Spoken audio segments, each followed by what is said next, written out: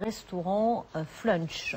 Et dans le même ordre d'idées, concernant cette fois la tromperie, à la viande de cheval, 750 tonnes de produits en contenant vont peut-être profiter à des associations caritatives. Une redistribution réglementée va être organisée avec surtout un nouvel étiquetage pour que les consommateurs sachent bien ce qu'ils mangent. Mais tout n'est pas encore fait car la logistique de cette opération risque d'être très coûteuse. Lina Poussefoul, François Wasson et Julie Patin. Le scandale servira au moins à cela, nourrir les bénéficiaires des banques alimentaires. Bien sûr, la redistribution sera réglementée et contrôlée. Alors il faut qu'ils aient leur certificat et puis il faut qu'ils fassent l'objet d'un réétiquetage, une étiquette supplémentaire qui indique clairement que ces produits contiennent ou sont susceptibles de contenir de la viande de cheval. Seules les banques alimentaires volontaires seront ravitaillées.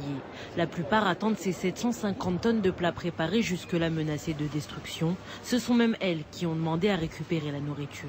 Mais les bénéficiaires eux-mêmes sont-ils d'accord pour retrouver dans leur assiette ces denrées dont personne ne veut? Pour les associations, la question peut se poser, mais là encore, rien n'est imposé à personne. Au Secours populaire, par exemple, les articles sont en libre service. Vous savez, quand on distribue, on met ici sur la table il y a du porc. Il y a des gens qui ne mangent pas de porc et ils le laissent là, point, c'est tout. Voilà, c'est pas une obligation.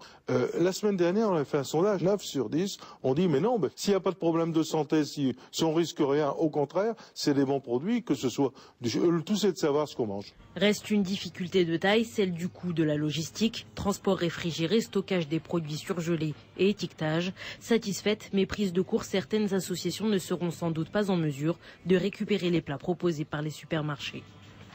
Le coup est dur pour